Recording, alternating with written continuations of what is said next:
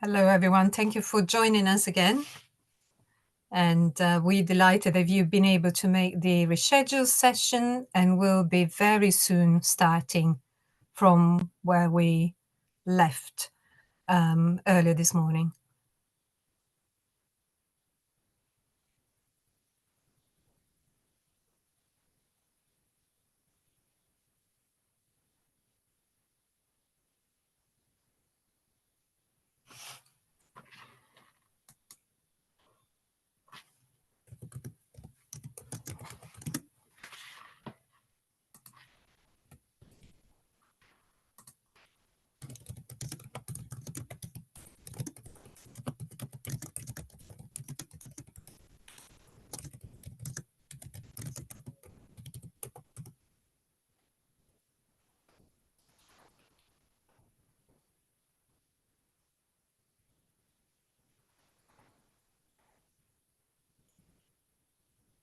So Kevin and Lee, I think it's 12:30, so we can start again if you're happy to do so.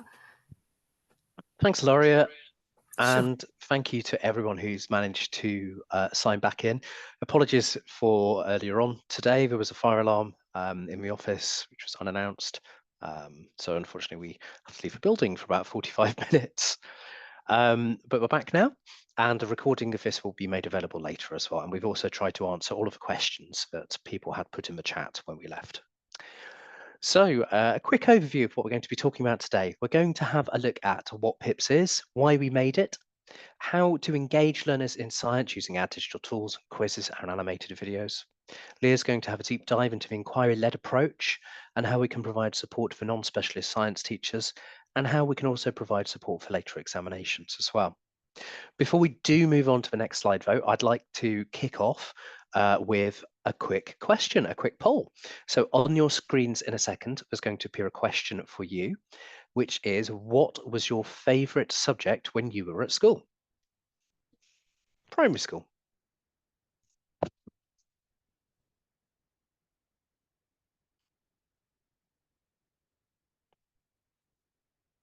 I'll just give it a few more seconds, Ilaria.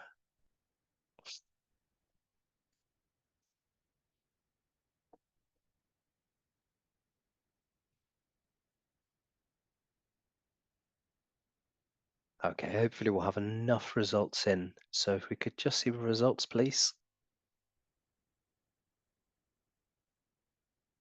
Excellent. So we can see actually the most popular subject here is science, which is potentially slightly self-selecting on a webinar about science, but really, really interesting here. We've got lots of science specialists online and people really interested in the subject, followed by maths, then English, then PE, then art. So that's a fantastic piece of information there. So it's great. We've got so many people here passionate about science. Can we move on to the next slide, please? And can we show results? Thank you. So we did ask, well, the same question as we covered earlier has been asked of actual 10-year-olds now. So these are children who you would hope would share your same passion for what should be a really exciting, innovative subject that helps them understand how the world around them works. But when you ask actual 10-year-olds in school what their favourite subject is, the majority say maths, closely followed by PE, then English, and science is behind, with only 10% of 10-year-olds saying it's their favourite subject.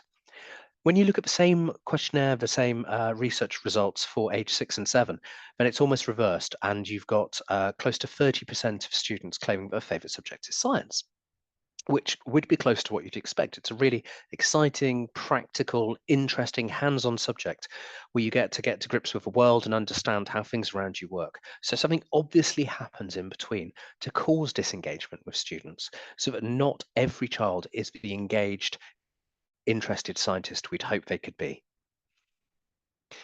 So today we're going to be having a look at PIPS, and Leah's going to be talking about how to use that inquiry-led approach and ensure that children don't disengage, as we've seen they do. So what is PIPS? PIPS consists of textbooks and workbooks, lesson planning, resource sheets and answers, assessments, and digital interactives, all designed to make sure that students are engaged, capable scientists. In fact, I'd like to hand over to Leah, who's going to have a look at some of the biggest challenges teachers face in teaching primary science. Thank you, and it's good to be back. I'm very sorry about the leaving you so abruptly earlier. But yeah, we'll go over everything again, and hopefully you'll get access to that recording as well. So yeah, looking at the biggest challenges that teachers face in teaching primary science. So shall we run the poll again for Ilaria, if you could put that on screen for the biggest challenge that you think teachers face in teaching primary science? That'd be great. Just to get a snapshot of whoever's managed to join the call again, what you consider the biggest challenge to be.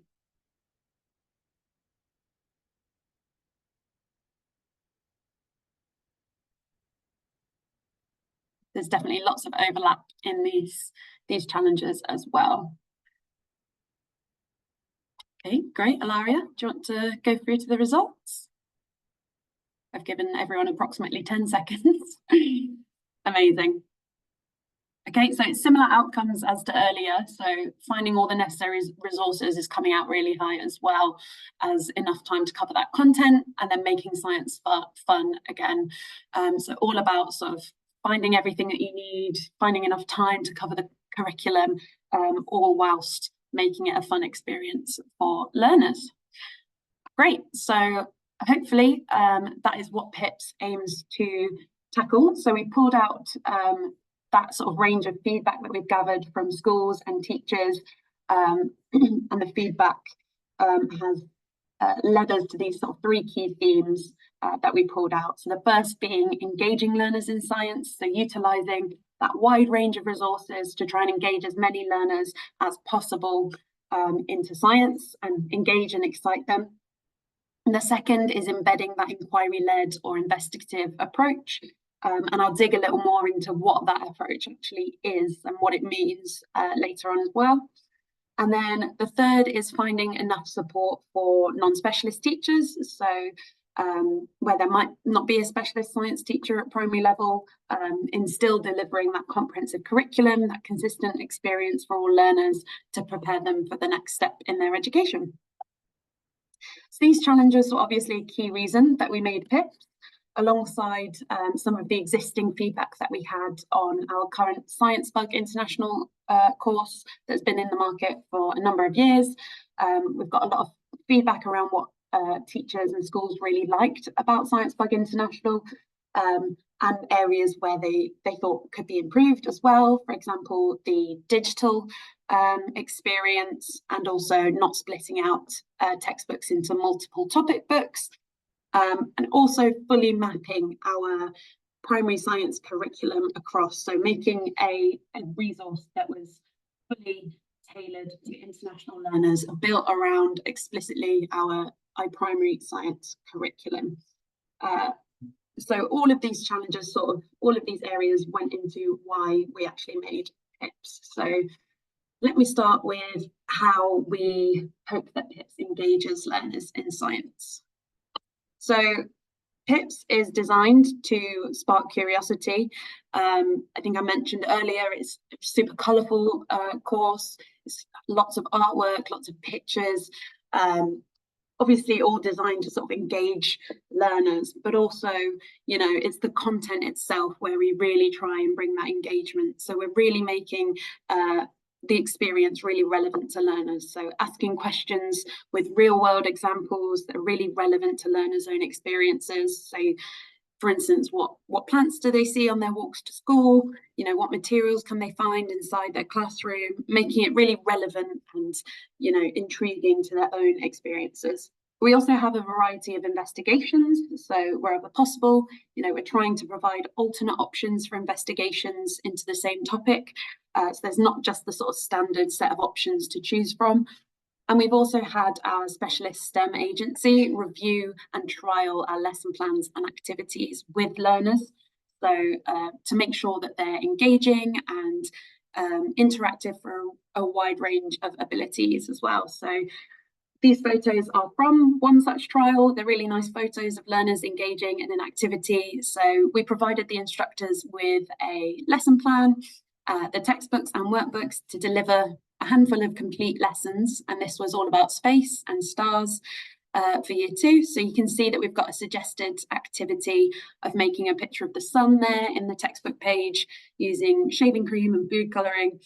So we're still embedding those scientific skills, following instructions, measuring out the sort of equipment and the food colouring there. So embedding those investigative skills, but we're also cementing the learning in a really fun, engaging and memorable way for the learners as well. And we had a quote from the instructor that students were fully motivated and engaged during this. So that was really lovely to hear. So that's just a sort of snapshot into how we're trying to make this course really engaging.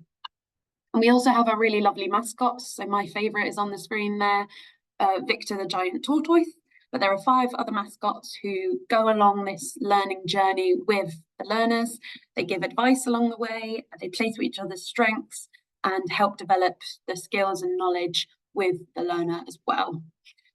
And finally, another key area where we really engage learners is within our digital interactives, so in the form of videos, quizzes and virtual labs, which I will show you now.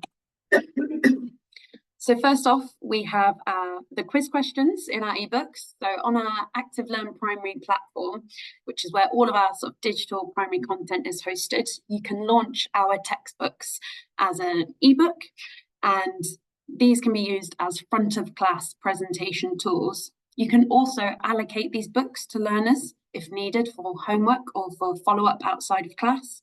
And we have one quiz question for each lesson across all of the years from years 1 to 6. So you'll see there's a little icon that's a hotspot within the pages. You can click on this and this will launch either a multiple choice question, text entry, sorting, labelling questions, just to name but a few of the question types that we've got. And they're just extra practice to just reinforce that learning in an interactive format and a really good area to sort of check in as well. There is a reporting area that sits alongside this, so you can drill down into the reporting around these activities. So once all the questions within a topic are completed, you can head to that reporting area. In Active Learn Primary, you can see a percentage of how well the students have performed, and you'll also have the group average along the top there, so you can identify the topics which might need revisiting as well if they're perhaps less on average across the group. You can also then drill down into the individual learners and see exactly which questions they've answered correctly or not. And then you can launch the topic and review those questions, or you can refer back to the lessons there from that topic. So those are our quiz questions. We then have our lovely animated topic videos. So I mentioned our mascots. These are the characters which take centre stage during these videos, and they provide a really nice entry point into starting a new topic. So they'll use the key vocab from that topic in context, which for English as an additional language learners could be the first time that they're hearing these words in context. And the videos end with questions as well, as you can see on the screen, just to spark discussion and further exploration. But the best way to show these off, I think, is to just very quickly give you a snippet of what they're like. I'm not sure if we're going to get sound. I realise that we haven't tested this. But either way, you'll be able to see what the videos look like. So I'll let that play now.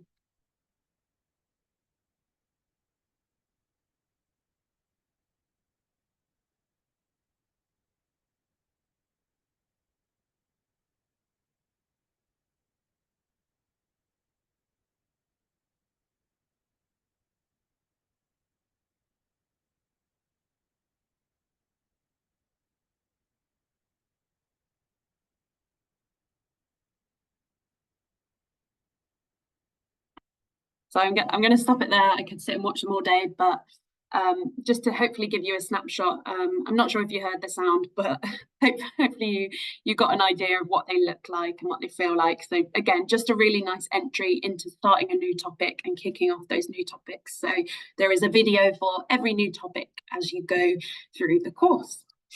So the final element of our digital interactives is our virtual labs, but I'm actually going to come back to these in just a little while because they tie quite nicely into how we embed that investigative or inquiry-led approach. Before I dig into that though, I wanted to break down what this approach actually means. So what is an investigative or inquiry-led approach? So it involves centering your teaching of primary science around equipping learners with this core set of scientific skills that they'll need throughout their scientific education as they progress onto lower secondary and GCSE. So that involves making observations, asking scientific questions, forming predictions, testing a hypothesis, presenting and interpreting data, and then drawing conclusions based on that data as well. And that approach is embedded throughout PIPS. So you'll find these skills being practiced everywhere. And I've just taken snippets which really explicitly show where these are covered within our textbooks. But they're also in the videos where we ask learners to make observations and predictions. They're also in the quiz questions, them to interpret data or measurements. And they're also in the virtual labs where we're practicing the full set of, investigative skills as well. So every component of PIPS has these skills weaved throughout it and at its core as well. In addition, a really simple but really crucial thing that we do is to give investigations the space that they need within the workbooks alongside the textbooks.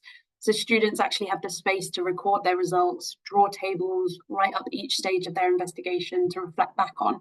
So, no more endless sheets that get sort of lost after every practical. And we also have our virtual labs, which just provide another format to conduct these investigations. So we wanted to provide a way for teachers to revisit investigations easily and quickly wherever there might be sort of resource or time constraints. But we still wanted schools to have the opportunity to do these interactively with engagement from students. So we identified 21 core investigations that are part of our curriculum. So these are part of our primary science curriculum, and we've created a virtual lab for each of these. So let's have a closer look at these. So at earlier years, we're very much mimicking a teacher-led investigation here. And the different states of water, where they're largely practicing the skills of observing and predicting. They can select a starting point, choose to heat or cool, and then observe the change that takes place. So that's quite a simple example of an early virtual lab.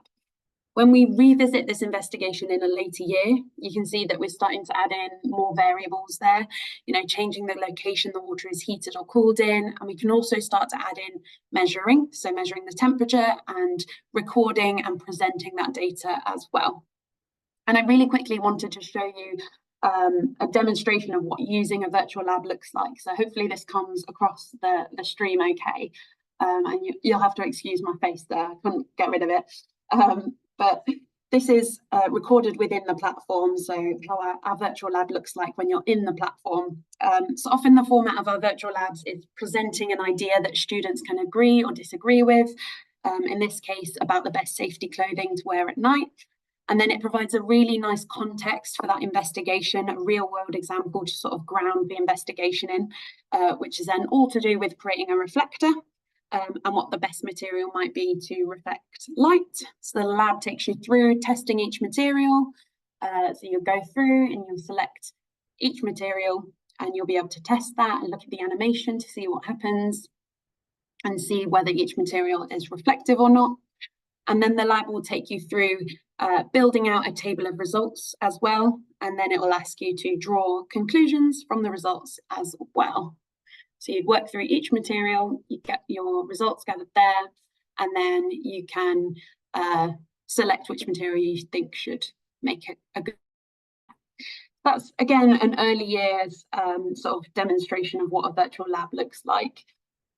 But hopefully that's giving you a good idea as to the look and feel of them.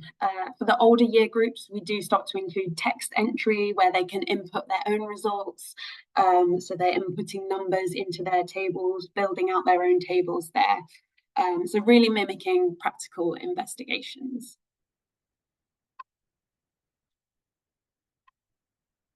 Great. So as I mentioned earlier, we also have alternatives for investigations provided wherever possible. We try and have more than one option there. And these have all been reviewed by our STEM agency as well. We also have topic opener pages that at the outset of a topic, we are practicing those skills. So we might be asking you to look for evidence in photographs, or make predictions at the outset of a topic. So covering off those skills, not just during an investigation, but at the outset of a topic as well. And as I mentioned within our video, questions where we encourage students to make predictions, make observations, and look at evidence as well. So really trying to practice all those skills everywhere. So hopefully you can see that the investigative approach is really at the heart of this course. The final area of how PIPS really supports non-specialist science teachers in delivering a comprehensive primary science curriculum. So we have full lesson plans across all of the year groups with the curriculum objectives. We've got the key vocab, we've got the worksheets, we've got textbooks, workbook page references, we've got the main activities, we've got support and extension activities to build in that differentiation, and we've got homework too as well. So these lesson plans are ready to sort of pick up and go, they're ready to use. But they can also be a really good template because they are fully downloadable, so they can be adapted as you would like as well, and provide a really good framework and consistency for teachers. We also pull out the prerequisites within the lesson plans as well, so what should have been taught before, and we also pull out any common misconceptions. So this was an area that we were really keen to add in as support for non-specialist teachers to ensure that there's that really good prior understanding of the topic. So in this example, we've got, just reaffirming that this particular lesson is on what living things can do rather than what non-living things cannot do. So just pulling out those sort of reminders and context for the lesson. And just as a note, PIPS directly covers all of our primary science curriculum. So there is a really comprehensive curriculum coverage. The topics from the curriculum are exactly matched to the topics in the textbooks and the lesson plans. So just got a bit of an animation to show you how they directly line up with the contents pages, so directly line up with the order of topics in our textbooks. We also have a specialist author who, there we are. We also have a specialist author who has 30 years of experience as an examiner and a teacher of primary science. So she is really best prepared to give advice and help prepare learners for assessment. With that being said, there is a revision section in the Year 6 books. So at the end of the year, we revisit those topics and pull out key learning points and key vocabulary in order to best provide the best preparation for their examinations. And then, as with all of our iPrimary curriculum topics, GCSE is taken as the endpoint here. So this is really building up learners for their next step in their education. So those age-related expectations that constantly build towards those covered at GCSE. And the final piece of this puzzle for the sort of curriculum coverage is our assessments. So within the textbook and the workbook, we have end of topic questions. So the textbook takes a bit of a more open approach, discussion-based approach, where they could work in pairs or groups and complete activities. And in the workbook, it's very much a reflection and a summary of what learners have learned and how they can demonstrate that understanding as well. Alongside this, we also have the end of topic and end of year assessments that are a more formal style of assessment, and they are actually done in our Year 6 examination style. So the question styles are the same kinds of questions that they will meet in their Year 6 examination to help best prepare learners again and provide that really good benchmark against those curriculum objectives. So we have tests for all of the topics and end of year tests as well. So that really is PIPS in a nutshell. There is loads more we could say, but I know you've been waiting very patiently for perhaps longer than expected. So I'd love you to have the opportunity to ask some more questions now, and we can sort of go through the questions that we had whilst we had to leave earlier as well. So with that being said, I'll hand back over to Ilaria, and thank you very much for listening.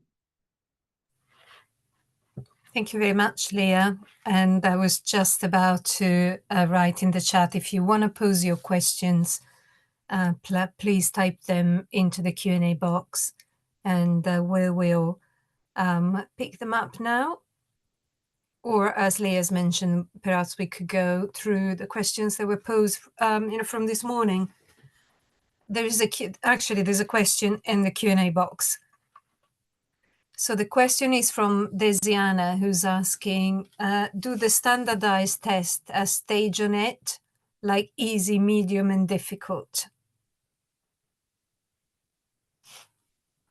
So I think you're sort of referencing differentiation there in terms of the tests themselves. There is only sort of one standard test, but these are across all of the age groups. And then those curriculum objectives will give you a really good idea as to whether students are on track, whether they're sort of below expectations, or whether they're exceeding expectations as well. So you can sort of get that there. I don't know if you'd add anything, Kevin.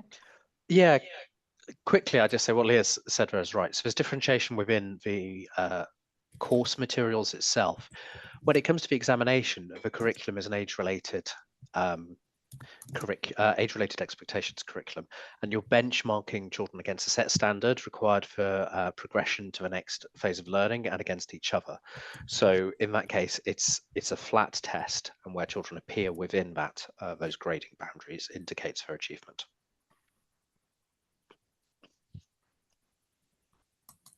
Okay, there are a couple of questions from Kashif, who's asking, how can we get sample books?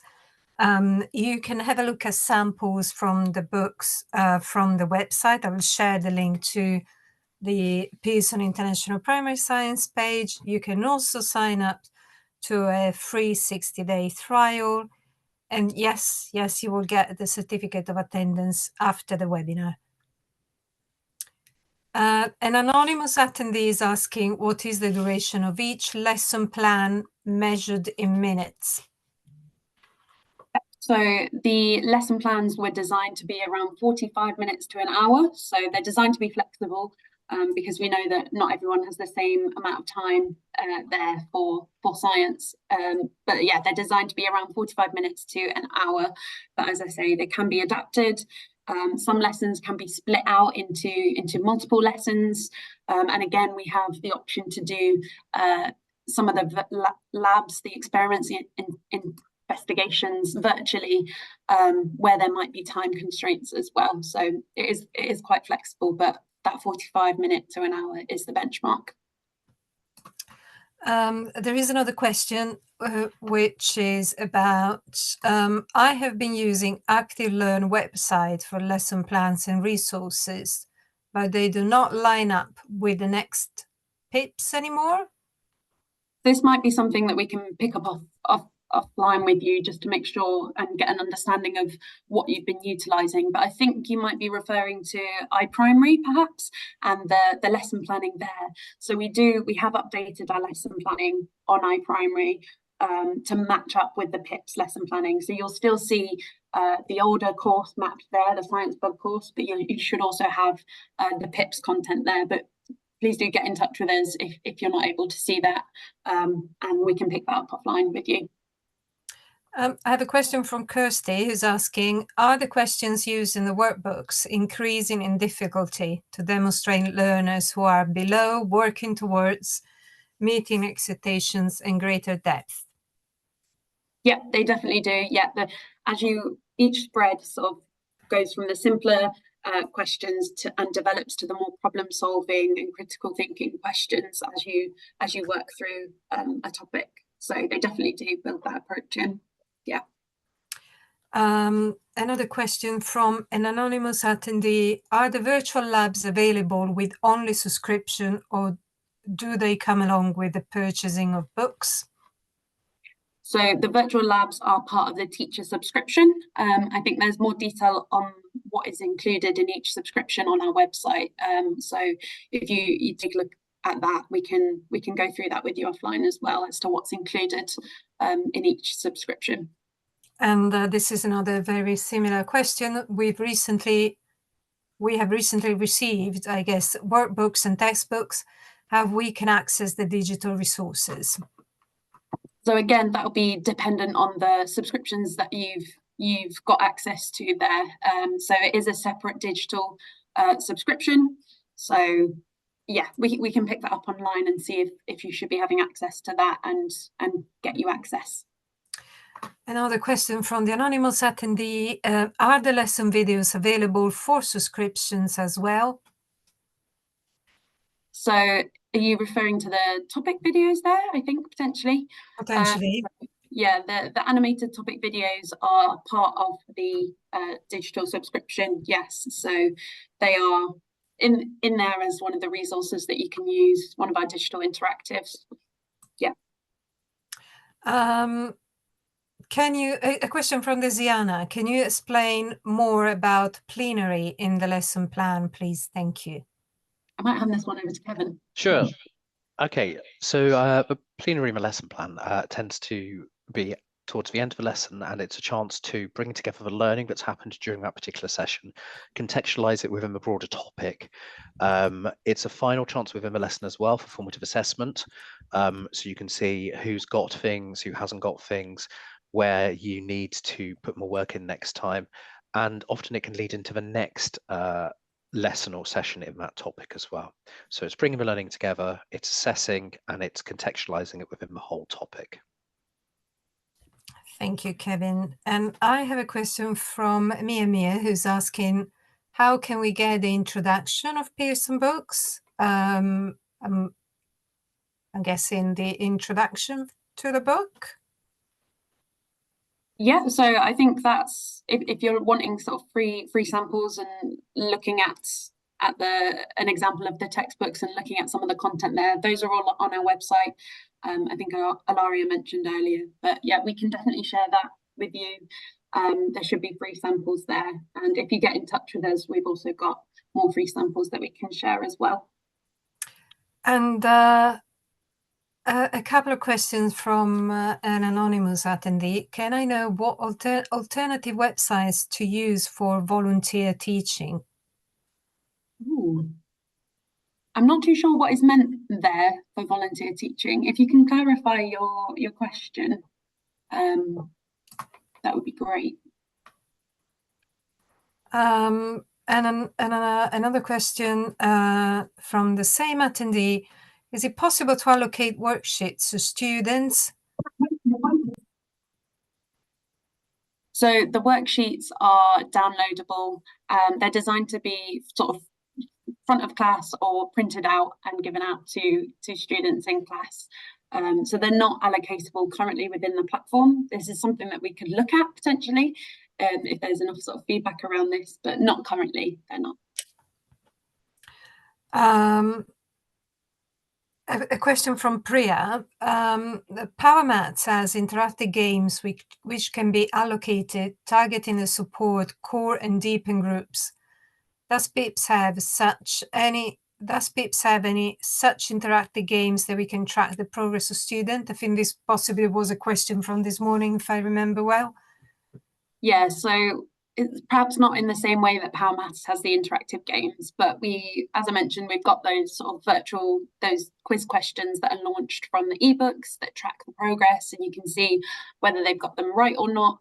They don't sort of build in that differentiation that PowerMaths has as explicitly, but that is built in throughout the course, and within the lesson planning, there are support and extension activities there as well. So not quite in the same way as PowerMaths, but in a similar way, we do have those quiz questions that can be allocated. And I have a question from Desiana, who's asking, what is the difference between main focus and curriculum objectives?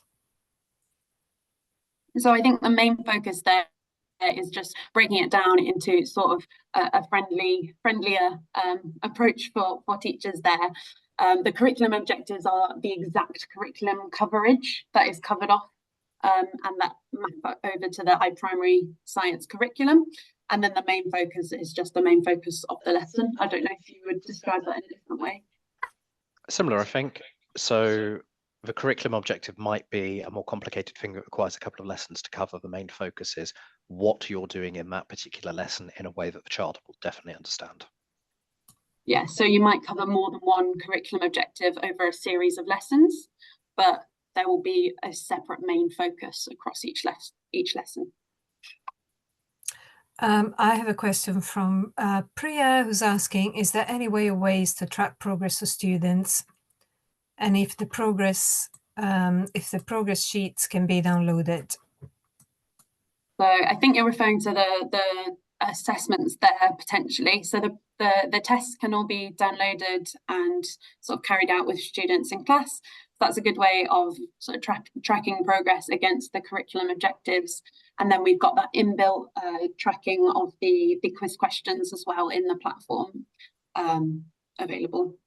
So yeah, the progress tests are probably the go-to area that are really good benchmarking against the curriculum objectives. A question from Lara Masi. How soon can we expect new sets of end of unit and end of year tests? So these are already all provided across all years 1 to 6 for Pearson International Primary Science. As part of iPrimary, which I think you might be referring to, we do develop a new set of tests each year.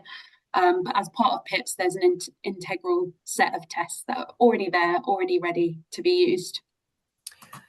A question from Afjal. Is there any information related to change in the book? I'm not quite sure about this, but maybe Leah, you might be able to answer. I'm not sure there. I don't know, Kevin, if you know what. Afjal, would you like to clarify? Yeah, is this a particular topic perhaps that you're wanting to be covered within the series? If you could clarify. And anonymous our anonymous attendee who was talking before about purchasing the workbooks, it says that what I meant was teaching a war refugee camp and we can't afford 4 subscriptions. So it was talking about the same school do not have the capacity of purchasing workbooks, and So if you, obviously PIPS is great, but I mean, if you find yourself in this situation, I'd suggest Googling stem.org.uk and also Primary Science Teaching Trust. And they've got a host of resources. It's quite a resource bank, so you'd have to collate it yourself and decide what went with what, but there's a reasonable amount of resources there. And then this is for me, when can we expect the recording to be shared? How will it be shared? So the recording will be available as soon as possible. It usually takes about 24 to 48 hours, but we're trying to expedite this.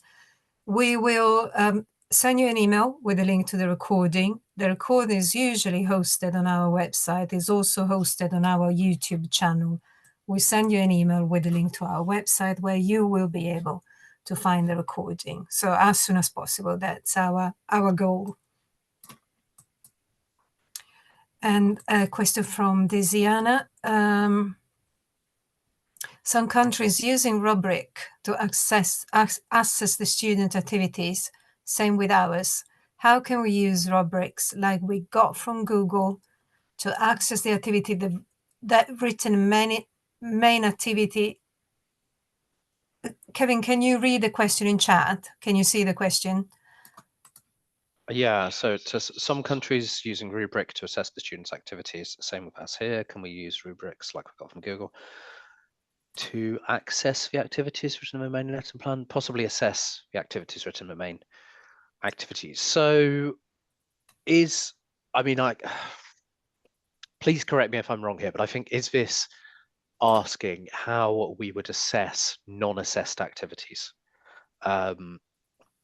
In which case, I mean, there's formative assessment opportunities in everything, not proper summative assessment. I want to make that really clear. It's all about assessing what a learner's understood and how to modify your own teaching to move on to the next stage. So we've got lots and lots of professional development materials and courses, which I think it'd be good to share links to, and our PD Academy as well when the recording goes out afterwards. And one of it is formative assessment. But PIP's lesson planning itself highlights and flags multiple formative assessment opportunities there. So I would focus on the formative assessment opportunities already embedded within the course. Thank you, Kevin. And I'm just grabbing the link to the PD Academy to share in chat.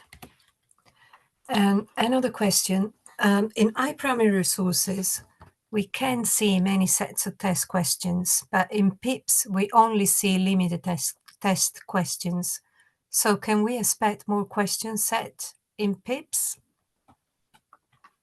So there will only be that one set of tests at the moment for PIPS, but iPrimary will continue to develop that year on year. So there will be new science questions within iPrimary, because I know that that's part of the iPrimary subscription, is to provide new tests each year, but we also wanted to provide assessments as part of PIPS as well. So there is just that ready to use set in PIPS.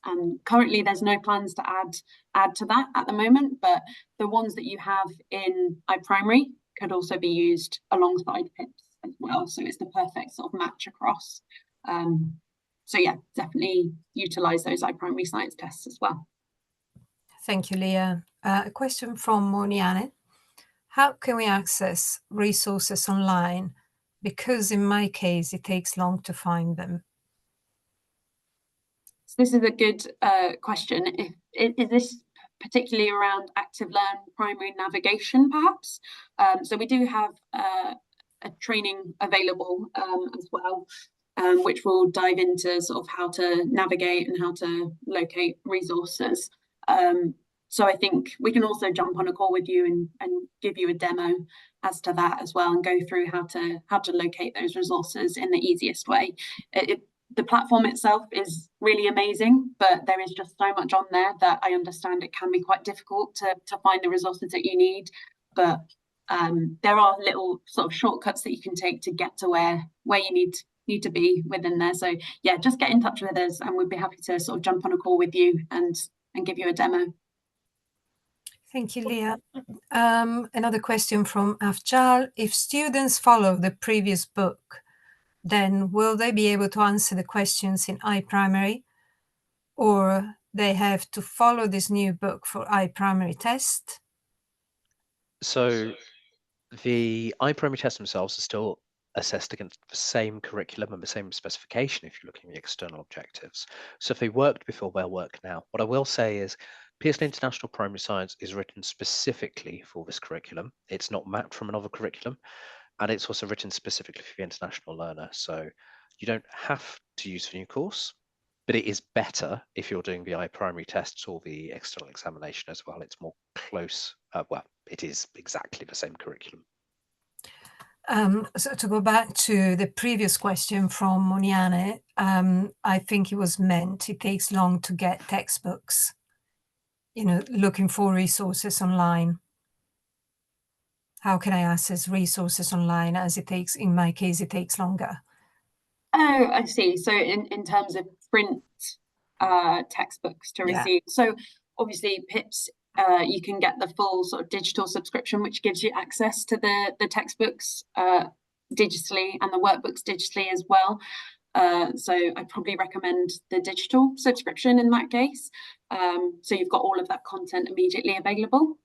But if there are particular issues in getting textbooks, or if you're having particular issues in getting those, do let us know. We'll look into that if there's anything that we can be doing. And then I have a question from Desiana, which is about the free trial, asking whether all the material is available. Can we access all the material online with a 60-day trial, or is it limited? So in terms of the 60 days free trial, that will be the digital subscription trial, won't it? So that will be all of the exact same content you'd see in the real version. So you'd get access to everything that you'll be able to see in the real subscription. And then when creating lesson plans for 4 periods per week, totaling 160 minutes, is it advisable to write one comprehensive lesson plan that spans across multiple periods, or create separate plans for each period? So I'm guessing this is not exactly related to PIPs, it's just more teaching advice in general. It's more advisable to have 4 separate lesson plans. I mean, the theme might be the same, the topic might be the same, but there should be 4 separate lesson plans with beginning and end, because otherwise students of almost any age are going to really struggle to retain information across one lesson spread over 4 days. And a question from Mai, who's asking, let me know about the easiest way to get PDF file of Pearson books lesson plans as well. So I think that'd be... Leah, we can't hear you. I think you're on mute. Hello, sorry. Can you hear me now? Yes. Sorry, yeah, that would be the digital subscription would be the easiest way to get access to everything digitally. We don't have PDFs of the books. They are interactive ebooks available on the platform. But then you can get the worksheets as well and everything alongside that in the digital subscription. And I think we've almost gone through all the questions that we had. I've just seen one on downloadable worksheets. A lot of worksheet, I think we touched on this before. So from David, it's possible to have downloadable worksheets. Some schools do not have the capacity of purchasing worksheets. So as part of PIPS, the worksheets are included in the sort of teaching subscription that you would purchase. So they're not an additional purchase on top of that, they're included. But I believe there are some free samples on our website that include the worksheets there. So you could perhaps have a look at those. Yeah. And then a question about, are textbooks on Active Learn downloadable? So no, the textbooks aren't downloadable, but all of the sort of teaching guidance is. So all of the lesson plans are fully downloadable and editable. And I have a question from Lisiana, but I'm not sure. Is PIPS different? I don't know whether you can see it as well, Leah. Yeah, I can see that. I'm not sure what you mean by my pals. Is that a different course? Could you let me know what that means? Yeah, so My Pal Science is, I believe, originally an ELT science program. So the primary focus there, although there's good science in it, is around language acquisition. PIPS is although it's written for international markets, it's an English academic curriculum science program, and it's written specifically for our primary curriculum, which provides explicit progression to secondary and then on to international GCSE. So it is very different. It's a different curriculum, it's different progression, it's different skills and ethos, and also PIPS is significantly newer as well. Thank you, Kevin. And we have one question from Rieke. Will teacher resources as in lesson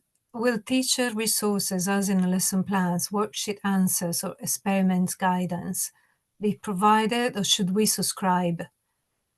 I'm guessing to Active Learn to get them. So they are provided as part of the teacher subscription. So yes, they are part of a subscription. Yeah, they are part of the teacher subscription that you would need to subscribe to. Thank you. And I think we don't have any more questions. There are questions in the chat that we've either already answered or asked people to provide clarification about. So I think we've exhausted the list of questions. I don't know whether there's any more from our attendees. We've also got, just to note, we've got a list of FAQs on our website as well, from a previous webinar that was hosted as well. So if there's any other questions, yeah.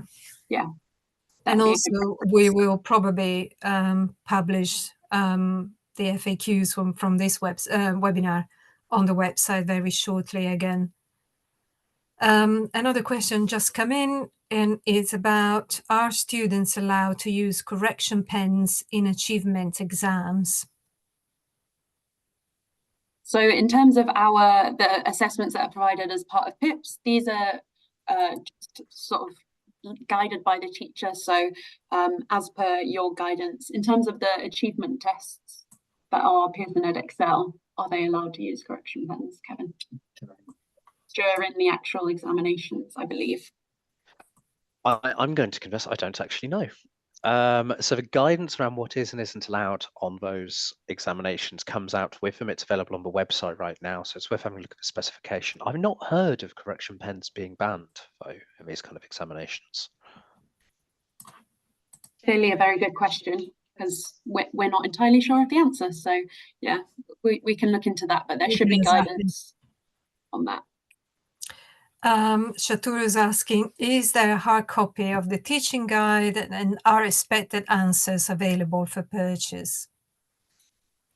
So the teacher guidance, the lesson plans, is all available digitally. So there isn't a hard sort of copy of that, just as we've seen recently that's what teachers are preferring, is the digital option. And in terms of, what was the second half of that question? Sorry, it's disappeared. Sorry, I moved it to answer it. Okay. Just 1 second. And are expected answers available for purchase? So the answers are included with the subscription. So there's a full set of workbook answers that are all available on Active Learn Primary as well. So all of the workbook answers written by the author are all there as part of the subscription. And another question is asking, what happens if a student is graded as U? So I'm guessing that refers to external achievement tests, because within the program itself, we don't use that formal grading. So if someone takes a Year 6 science test and gets a U, that means essentially it's a fail. They can resit. There's a resit opportunity in October that year. If they've taken the test in June, if they've taken it in October, they could resit for next in the May-June session. Year 6 and Year 9 examinations are not a barrier to the next stage of education. So whether or not you resat would really be a choice for the individual student and school and family. Thank you, Kevin. And Nilar is asking, where can I find a virtual lab? So virtual labs, they're all, again, I keep saying this, I'm sorry, but they're all part of the digital subscription. So everything is all in one place. So that's why I keep saying it, because we've tried to make it as easy to access as possible. So it's all posted on Active Learn Primary as part of the teacher subscription. I do believe there is a demo video, isn't there, Ilaria? There's a demo on the website. Which you can have a look at that in more detail, just to see what they look like. Exactly. And it seems that we have answered almost all the questions, and there are not any. Actually, this is one new. Is there any benefits of sitting the Year 6 or 9 achievement tests? Who wants to answer this? So they're entirely voluntary. It's, again, a choice of the individual. The benefit of sitting the Year 6 or Year 9 achievement test is an opportunity to benchmark your students. So it could be against students within the country, the school, even globally. So those Year 6 and Year 9 achievement tests are written by the same examination teams that create GCSEs and A-levels. And they have access to the same analysis tools like Results Plus, ePen marking, and Exam Wizard, meaning that you can use them to really drill down and see how your students are understanding those topics and those questions. They can also be used as a baseline for the next stage of education. So your Year 6 test is kind of a summary of all the examinable points of learning over the last 6 years. And it sets you in good stead for knowing where to set or how to help that child when they move into secondary. And then again, for Year 9, it's a really good opportunity to baseline that child before they move on to international GCSE. And a question about the availability of resources. Can I easily get resources from the nearby Pearson approved centre? So I think hopefully, yes. So I think in the Q&As that were submitted this morning, there were some questions around how to contact the Pearson team. And in there I put some information about contacting your local Pearson representative and how to do it. If there's not an obvious place like a bookshop or distributor that can help, contact your local Pearson representative and they will help you find those books or those resources that can help your learners.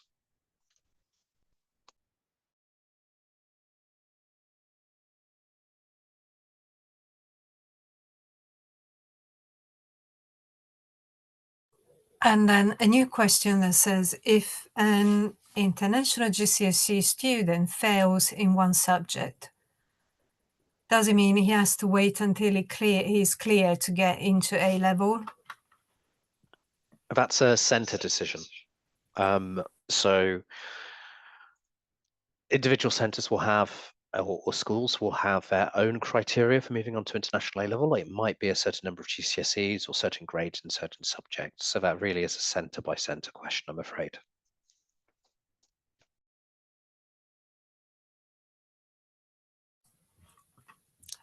Thank you, Kevin. And I can't see any more questions in the chat. I think we are almost at time. So that probably concludes our webinar, I will say. So thank you very much. Thank you very much for attending this afternoon for us. But thank you very much for attending this rerun of the webinar, and apologies again for earlier. Sorry, one question from Ronald, so that we can answer this as well. A topic like skeletons and muscles is covered in year 4, but does not appear in the Edexcel specification. Kevin, would you like to take this one? Thank you very much.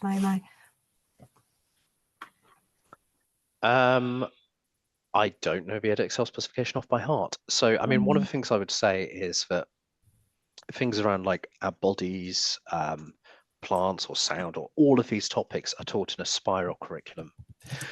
So the year 6 specification tests the examinable endpoints of 6 years of learning.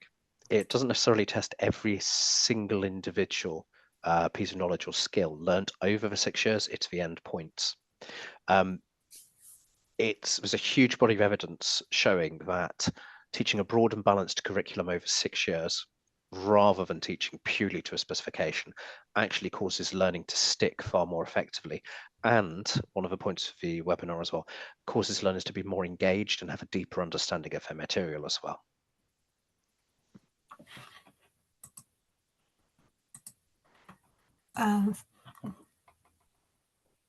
Even the digestive system is not mentioned in the specification, which is in grade 4-5.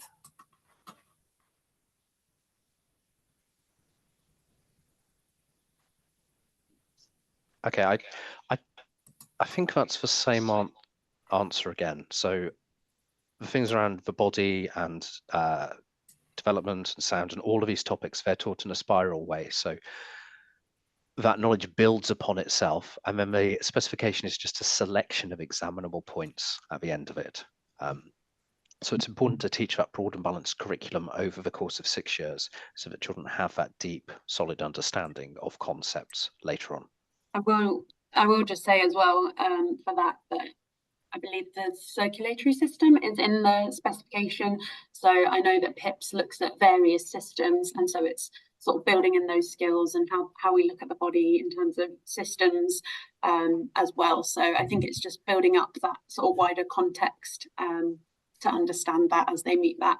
And I know that, yeah, that circulatory system is part of the specification, but similar to what Kevin said, it's all about building in those skills. And one last question coming in about virtual labs and not being able to find them on iPrimary Active Learn. So they are explicitly a part of the PIPS subscription, so they won't be a part of the iPrimary subscription in itself. The iPrimary lesson plans do include the PIPS content and reference PIPS content, But yeah, PIPS is a separate sort of entity, a separate subscription. So yeah, we can share with you the subscriptions that you would need to access that. Yeah.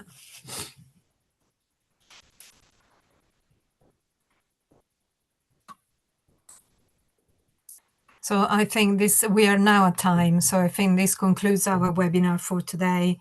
Thank you again very much to everybody who's attended our rerun. And as I was saying earlier, apologies again for earlier, but these things sometimes it cannot really be controlled, are behind our control. But we're delighted to see that so many of you were able to join us again. As mentioned earlier, the recording from the webinar will be available online. We're trying to publish it on our website as soon as possible. It usually takes in between 24 and 48 hours, but we try to do it earlier and expedite that. We will contact you with a link to the webinar recording, so you'll be able to access those as well and have another look in your own time, or maybe share it with your colleagues. One last small request from me. When the webinar ends, you should see a link to a survey popping up on your screens. And if you could just spare a couple of seconds, it's really short, to fill that in for us and let us know whether you have enjoyed today's webinar and the really great job that our speakers have been doing today. So that will be really appreciated. So thank you very much again for joining. And yes, the webinar recording will be available from our website. I'm just reading the last question in the chat. The webinar recording will be posted on our website, the Pearson International School's website. And we will email you a link so that you'll be able to find it easily online. And I think there is another message coming through. Thank you all. And this is all from us. So we wish you a good end to this day, and again a good end to this week as well. Thanks so much. Thank you. Thank you, everyone. Bye.